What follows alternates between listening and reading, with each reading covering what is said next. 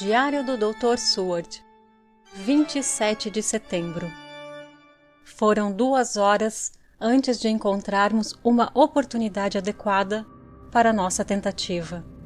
O funeral realizado ao meio-dia foi concluído e os últimos dos enlutados se afastavam preguiçosamente, quando, olhando cuidadosamente por trás de um grupo de árvores de amieiro, vimos o coveiro trancar o portão atrás dele. Sabíamos então que estávamos seguros até amanhã, se assim desejássemos. Mas o professor me disse que não precisaríamos mais de 1 hora no máximo. Mais uma vez, senti aquele senso horrível da realidade das coisas, nas quais qualquer esforço de imaginação parecia fora do lugar, e percebi distintamente os perigos da lei que estávamos incorrendo em nosso trabalho proibido. Além disso, senti que era tudo tão inútil. Se foi ultrajante, por assim dizer, abrir um caixão de chumbo para ver se uma mulher morta há quase 1 semana estava realmente morta, agora parecia o ápice da loucura abrir a tumba novamente, quando sabíamos, pela evidência de nossa própria visão, que o caixão estava vazio. Dei de ombros, no entanto, e descansei em silêncio, pois Van Helsing tinha uma maneira de seguir seu próprio caminho, não importa quem retrucasse. Ele pegou a chave, abriu o mausoléu novamente e me sinalizou com cortesia para preceder. O lugar não estava tão horrível como na noite passada, mas, que aparência cruel quando o sol se infiltrou. Van Helsing caminhou até o caixão de Lucy e eu segui. Ele se inclinou e novamente forçou o flange de chumbo. E então um choque de surpresa e consternação me atravessou. Lá estava Lucy, aparentemente como a vimos na noite anterior ao funeral dela. Ela estava, se possível, mais radiante do que nunca, e eu não pude acreditar que ela estava morta. Os lábios estavam vermelhos, mais vermelhos do que antes, e nas bochechas havia um florescimento delicado. "Isso é um truque?" eu disse para ele. "Você está convencido agora?" disse o professor em resposta, e quando ele falou, colocou a mão e, de uma maneira que me fez estremecer, puxou os lábios mortos e mostrou os dentes brancos. "Veja!" ele continuou. "Veja, eles estão ainda mais pontiagudos do que antes. Com este, e ele tocou um dos dentes caninos e o que estava abaixo dele. As crianças podem ter sido mordidas. Acredita agora, amigo John?" Mais uma vez, a hostilidade argumentativa acordou dentro de mim. Não aceitei uma ideia tão avassaladora como ele sugeriu. Então, com uma tentativa de argumentar que me envergonhou no momento, eu disse: "Ela pode ter sido colocada aqui desde a noite passada." "De fato, se for assim, quem a colocou?" "Eu não sei, alguém fez isso." "E no entanto, ela está morta há 1 semana. A maioria das pessoas não tem essa aparência nesse tempo." Eu não tive resposta para isso, então fiquei em silêncio. Van Helsing não pareceu perceber meu silêncio. De qualquer forma, ele não mostrou desgosto nem triunfo.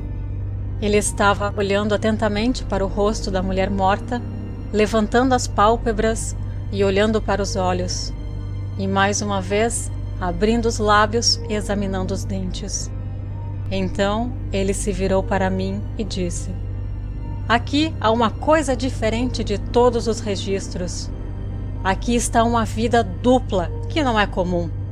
Ela foi mordida pelo vampiro quando estava em transe, sonâmbula. Você se sobressaltou. Você não sabe, amigo John, mas você saberá tudo mais tarde. E em transe ele poderia vir para tomar mais sangue. Em transe ela morreu, e em transe ela também se torna uma morta-viva. Então é por isso que ela difere de todos os outros. Geralmente, quando um morto-vivo dorme em casa, enquanto ele falou, ele fez um movimento abrangente de seu braço para designar o que era a casa de um vampiro. Seu rosto mostra o que ele é, mas isso é tão doce quanto ela era antes de se tornar morta-viva. Volta para o vazio dos mortos comuns. Não há nada maligno. Veja, e isso dificulta a tarefa de matá-la em seu sono. Isso deixou meu sangue frio e comecei a notar que eu estava aceitando as teorias de Van Helsing. Mas, se ela estivesse realmente morta, o que havia de terror na ideia de matá-la? Ele olhou para mim e, evidentemente, viu a mudança na minha cara, pois ele disse quase alegremente: "Ah, você acredita agora?" Eu respondi: "Não me pressione demais de uma só vez. Estou disposto a aceitar. Como você fará esse trabalho sangrento?"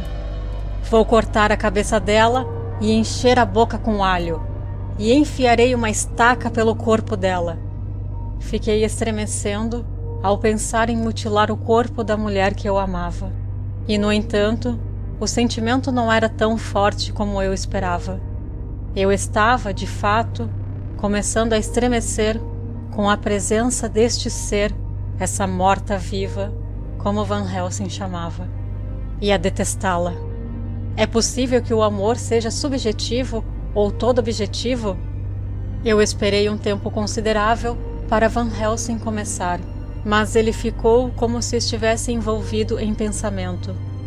Então, ele fechou sua bolsa com um estalo e disse: "Eu tenho pensado e me decidi sobre o que é melhor. Se eu simplesmente seguisse minha inclinação, faria agora, neste momento, o que deve ser feito. Mas há outras coisas a seguir, e coisas que são 1000 vezes mais difíceis, pois não sabemos. Isso é simples. Ela ainda não tomou nenhuma vida, embora isso seja questão de tempo, e agir agora seria remover esse perigo dela para sempre. Mas então, podemos precisar de Arthur. E como devemos contar a ele?